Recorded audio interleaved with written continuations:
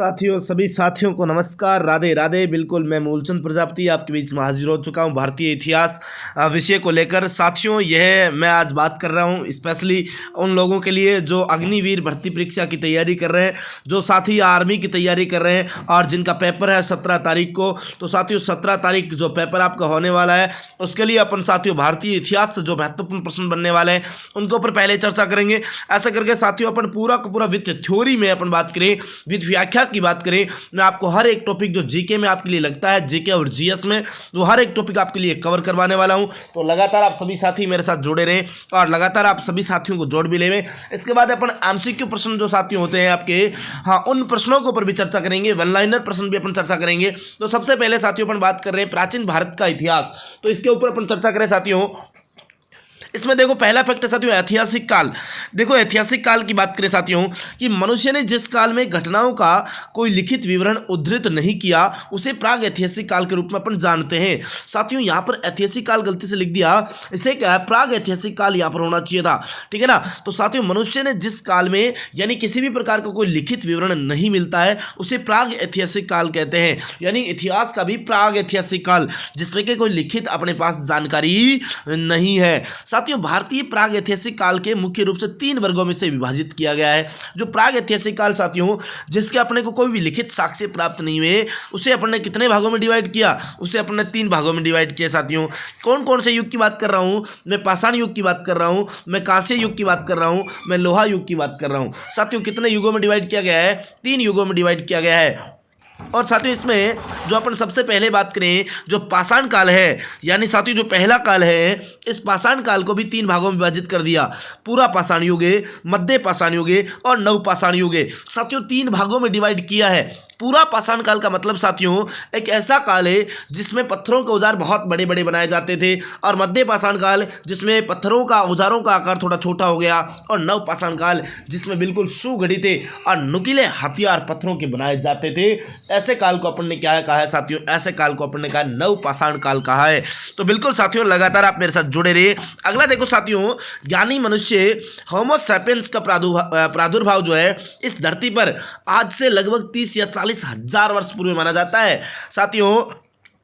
हालांकि ये प्रक्रिया पूरी आज से 360 लाख वर्ष पहले शुरू हुई, जब मनुष्य प्रारंभिक बंदर था। साथियों क्या था? मनुष्य बंदर था, या जिसे अपन चिंपांजी कहते हैं वह चिंपांजी था। यानी कि मनुष्य बंदर या चिंपांजी था।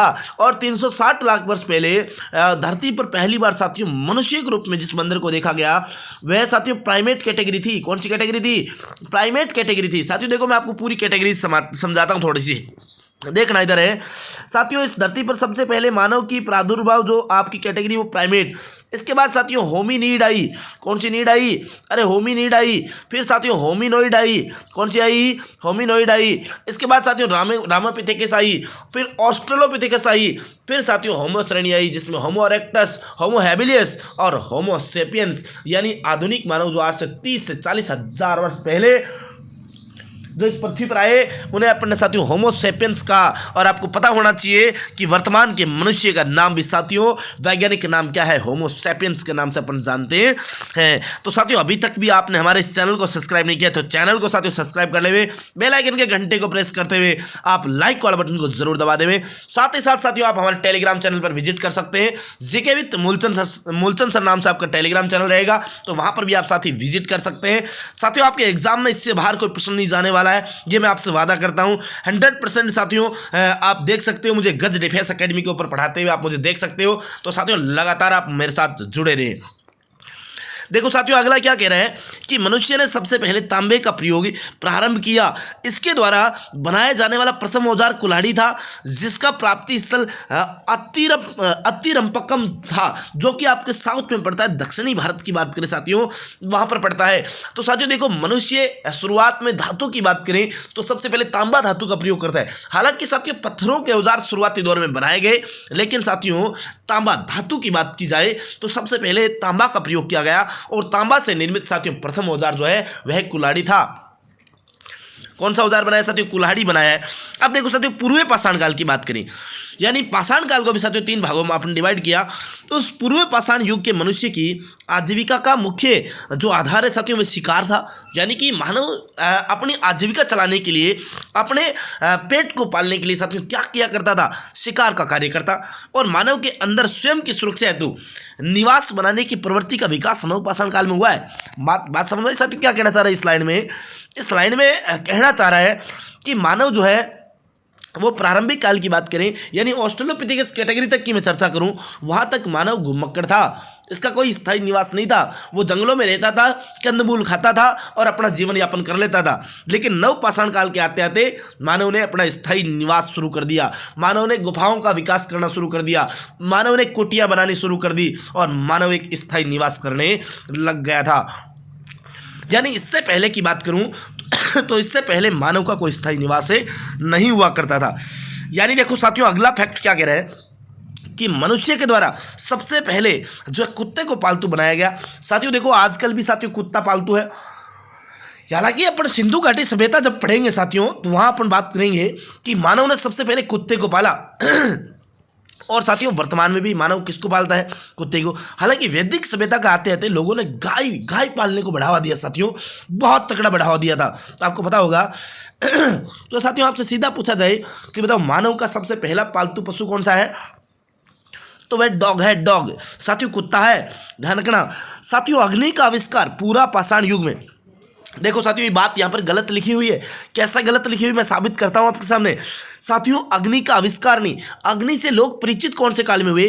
पूरा पाषाण युग में। लेकिन साथियों अग्नि का आविष्कार, अग्नि का प्रयोग पूछा जाए, यानी देखो साथियों लोग परिचित हुए मतलब आविष्कार तो हो गया, लेकिन अग्नि की बात करें साथियों, अग्नि का प्रयोग सबसे पहले किस काल में हुआ?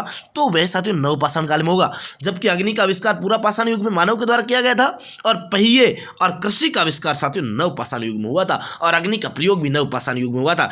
तांबे का आविष्कार भी नवपाषाण युग में हुआ था। ये बात आपको ध्यान में रखनी है। साथियों निम्न पूरा पाषाण युग, निम्न पूरा पाषाण युग यानी कि पूरा पाषाण युग का अंतिम समय, हिम युग का सबसे बड़ा भाग इसके अंतर्गत आता है। साथियों हिम युग का एक बहुत बड़ा भाग आपके निम्न पूरा पाषाण युग में आता है। और साथियों इस युग के मानव का भोजन फल, पक्षियों और जानवरों का कच्चा मांस इत्यादि था। साथियों जिस समय लोग जब कृषि से परिचित नहीं है, क्योंकि कृषि से साथियों नवपाषाण काल में जाकर परिचित होंगे, उससे पहले लोग क्या खाते होंगे भाई? जो पेड़ पौधे हैं उनसे फल फूल प्राप्त हो जाए, है जो कंदमूल प्राप्त हो जाए, पक्षी मिल जाए साथियों उनका भक्षण कर लिया, जानवर मिल गए उनको कच्चा मांस खरोच लिया, और साथियों पक्षियों को पशुओं को मारकर उनके मांस को कच्चा ही खा जाया करते, क्योंकि लोग अग्नि से परिचित तो थे। लेकिन साथियों आग का प्रयोग नवपाषाण काल में होगा, इसलिए लोग पक्का हुआ मांस नहीं खा पा रहे, लोग कच्चा मांस खा रहे। बात समझ आ रही है आपको, है ना? साथियों शिकार करने के लिए हथियार भी प्राय कठोर चट्टानों से बनाए जाते, यानी जब शिकार भी करते तो साथियों धातु से परिचित नहीं है लोग, और धातु से मैंने कहा नवपाषाण काल में जाकर तांबे से परिचित होंगे लोग।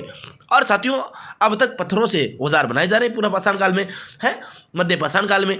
तो साथियों ये पाषाण काल यानी पत्थरों का काल, और सीधा चट्टानों को काटकर साथियों उससे क्या बनाया करते थे लोग? हथियार बनाया करते थे। बात समझ आ रही है? अगला देखो साथियों क्या कह रहा है कि मध्य पूरा पाषाण काल, ये मध्य पूरा पाषाण काल, निम्न पूरा पाषाण काल यानी बहुत पहले का पूरा पाषाण काल, मध्य पूरा पाषाण काल। इस युग में पत्थरों और हड्डियों से हथियार बनाए जाने लगे। साथियों इस युग में जो है अब जो है चट्टानों की जगह सीधा अब जो है पत्थर, यानी जो खादानों से निकल रहे थे उन पत्थरों की बात करें, उन पत्थरों से, और लोगों ने जानवरों की हड्डियों से भी हथियार बनाने शुरू कर दिए, क्योंकि जानवरों की हड्डियां भी साथियों काफी मजबूत होती है, और मजबूत हड्डियों से हथियार बनाए जाने लगे। और अब इन हथियारों से के माध्यम से शिकार को और बढ़ावा मिला है। उच्च पूरा पाषाण काल यानी पूरा पाषाण काल का अंतिम युग, और इस युग में लोग घुमंतु शिकारी और संग्रहकर्ता के रूप में रहने लगे। साथियों लोग घूम रहे थे, मैंने कहा घुमक्कड़ प्रजाति के लोग थे, स्थायी निवास स्थानीय विचारों का, और शिकारी तो थे ही, चलते फिरते शिकार करते, और संग्रहकर्ता यानी कि जो कुछ भी जंगल से मिल जाता, कंद मूल फल फूल है इत्यादि, और उनसे संग्रह करते और अपने जीवन यापन किया करते थे। साथियों मध्य पाषाण युग की बात करूं मैं, तो इस युग में पाषाण युग की माध्यमिक अवस्था जो है माध्यमिक अवस्था थी। साथियों मध्य पाषाण युग की बात करूं तो इस मध्य पाषाण युग में जो पाषाण युग की माध्यमिक अवस्था थी, इसका मतलब ये हुआ कि साथियों इस युग के अंत में कृषि से परिचित हुए, यानी अंत तक हुए। अंत तक मतलब नव पाषाण युग में जाकर लोग कृषि से परिचित हुए, लेकिन कृषि का जो है साथियों सबसे पहले जो प्रमाण है वह नव पाषाण युग से ही प्राप्त होते हैं। ये बात आपको ध्यान में रखनी है। हालांकि साथियों इस युग में जो पत्थरों के औजार, जो बहुत बड़े बड़े जो सुडोल हथियार बनाए जाते थे, वो जो हड्डियों के बिना तरासे हुए हथियार बनाए जाते थे, अब उन हथियारों को थोड़ी आकृति मिली और साथियों थोड़ी आकार में थोड़े हथियार जो है वो क्या होने लगे, छोटे होने लगे, जिससे कि इनको शिकार करने में सुलभता होने लगी। और साथियों लोग जो है अब जंगलों में गुफाओं के माध्यम से अपने रहने का जो तौर तरीका वो ढूंढने की कोशिश कर रहे हैं। और नवपाषाण युग में साथियों, इस युग में तरासे गए हथियारों की संस्कृति विकसित हुई, यानी तरासे गए यानी कि नुकीले हथियार आए साथियों। हड्डियों को भी अब तीखा बनाया गया आगे से है, और साथियों बाणाग्र जैसी चीज़ों का यहाँ पर प्रयोग किया गया। और तो और साथियों विशेष बात, पत्थरों के औजार भी एकदम चाकू की धार की तरह नुकीले हथियार बनाए जाने लगे और अब जो है शिकार को धड़ल्ले से किया जाने लगा। हालांकि इस काल में आते आते साथियों लोग कृषि से भी क्या हो गए, परिचित हो गए थे। तो साथियों अभी तक भी आपने हमारे इस digital platform GK with Moolchand sir को आपने सब्सक्राइब नहीं किया है तो साथियों आप चैनल को पहले क्या कर ले लोग, सभी साथी जो है चैनल को सब्सक्राइब कर ले और साथियों बेल आइकन के घंटे को प्रेस कर लाइक वाला बटन जरूर दबा देवे, क्योंकि ऐसी लगातार क्लासेज अगर आप चाहते हो जो इंडियन आर्मी की तैयारी कर रहा है वो साथी अगर संपूर्ण जीके और संपूर्ण साइंस अगर पढ़ना चाहता है थ्योरी के माध्यम से और प्रश्नोत्तरी के माध्यम से, तो लगातार जुड़े रहने के लिए चैनल को सब्सक्राइब जरूर कर ले। ठीक है ना साथियों? ठीक है साथियों, लोगों ने मिट्टी के बर्तन बनाने की जो कला है वह भी सीखी और उनके बर्तन अच्छी तरह निर्मित तथा चित्रों में सुसज्जित होते थे साथियों।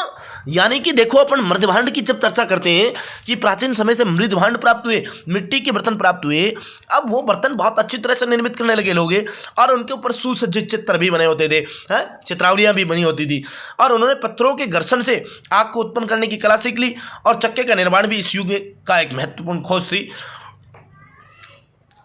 चक्का क्या है साथियों? चक्का का मतलब है साथियों कि इस युग में लोगों ने क्या खोज लिया साथियों, पहिए का आविष्कार, मतलब समझे, पहिए का आविष्कार भी नवपाषाण युग में हुआ और लोगों ने पत्थर आग का प्रयोग करना शुरू कर दिया। देखो मैंने कहा पत्थरों के माध्यम से लोगों ने आग उत्पन्न की और लोग सीख गए कि अब आग को कैसे उत्पन्न किया जाए, यानी आग का वास्तविक रूप से प्रयोग जो है वो नवपाषाण काल में हुआ। समझ गए बात साथियों? अगला है ताम्रपाषाण युग। अब देखो मैंने बात की थी पाषाण युग, फिर ताम्रपाषाण युग आ गया, यानी साथियों ताम्र यानी तांबे के प्रयोग के कारण यह युग ताम्र युग कहलाया। साथियों इस युग में अब धीरे धीरे लोग किससे परिचित हो गए?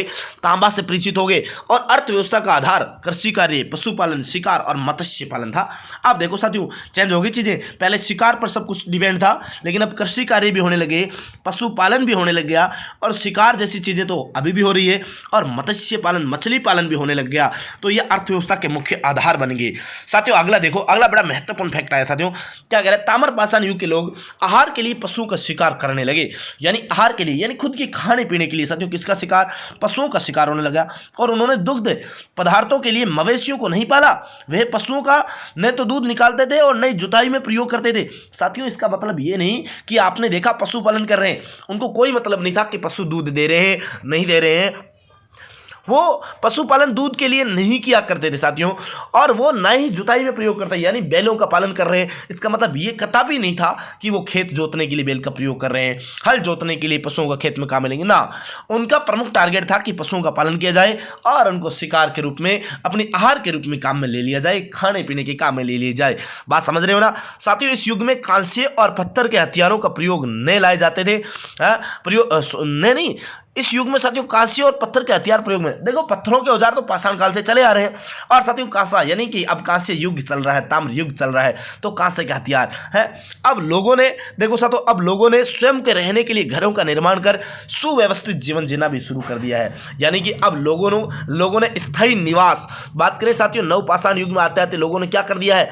स्थायी निवास भी शुरू कर दिया है। लोगों के खुद के घर हुआ करते थे, खुद की कुटिया हुआ करती, खुद की झुग्गी झोंपड़ी हुआ करती थी, तो ये बात आप समझ गए होंगे। और साथियों प्राग ऐतिहासिक काल का अंतिम जो युग है वह अंतिम जो साथियों लोहा युग, यानी ये प्राग ऐतिहासिक काल का अंतिम प्रधान काल था लोहा युग। इस काल में साथियों लोहे की प्राप्ति अपने को प्राप्त होती है और वैसा देखा जाए तो वैदिक सभ्यता की बात करेंगे, वहां जाकर लोगों को किसकी प्राप्ति होगी? लोहा की प्राप्ति होगी। तो साथियों यहां देख सकते हो इस काल में, यहां पर ध्यान दो साथियों, इस काल में जो लोगों ने लोहे से बने हथियारों एवं औजारों का प्रयोग शुरू कर दिया, यानी लोहा युग में साथियों लोग लोहे से परिचित हो गए। लोहा एक कठोर धातु थी और इस कठोर धातु से बने जो हथियार है, जैसे तलवार है, जैसे भाला है, ऐसे कई सारे नुकीले हथियार इन्होंने बनाने शुरू कर दिए और अब इनको शिकार करने में बड़ी सुलभता होने लगी और इसीलिए इस काल को लोहा युग कहा जाता है। और इस युग में कृषि कार्य, धार्मिक विश्वास, कला के क्षेत्र में उल्लेखनीय परिवर्तन हुए। साथियों जैसे ही लोहा युग आया तो नई नई चीजें विकसित हुई है, धर्म में विश्वास बढ़ा है, कृषि कार्य बढ़ा, कला के क्षेत्र में भी उल्लेखनीय परिवर्तन लोगों ने किए। तो ये साथियों अपना जो है प्रारंभिक जो इतिहास का सामान्य परिचय पर मैं बात करूं, जो सामान्य परिचय वाला पोर्शन था जो है वह अपना कंप्लीट। और साथियों अभी तक भी आपने हमारे चैनल को डिजिटल प्लेटफॉर्म को सब्सक्राइब नहीं किया है तो चैनल को सब्सक्राइब जरूर कर लें साथियों, और बेल आइकन के घंटे को प्रेस करके लाइक वाला बटन जरूर दबा दें। और ये वीडियो कैसा लगा कमेंट करके जरूर बताएंगे। आर्मी भर्ती परीक्षा से संबंधित जो भी साथी तैयारी कर रहा है वो लगातार हमारे साथ जुड़े रहे। मैं आपको पूरे एमसीक्यू प्रश्न डिजिटल बोर्ड के माध्यम से करवाने वाला हूं। और साथियों पूरी थ्योरी जो है मैं आपको पूरी जीके की जो थ्योरी है वो यहीं से आपको क्लियर करवाने वाला हूं, जो कि अपन स्क्रीन रिकॉर्डिंग के माध्यम से पढ़ रहे हैं। तो साथी जरूर आप जुड़ जाएं और चैनल को जरूर सब्सक्राइब कर दें। गज डिफेंस एकेडमी पर भी आपको मैं मिलता रहूंगा, वहां पर भी अपन लगातार जो है मॉडल पेपर अपन करवाते रहते हैं, तो आप वहां पर भी मेरे साथ जुड़ सकते हैं। तो साथियों फिर मिलते हैं एक नेक्स्ट एपिसोड के साथ, तब तक के लिए आपको बहुत बहुत धन्यवाद। नमस्कार, जय हिंद, जय भारत।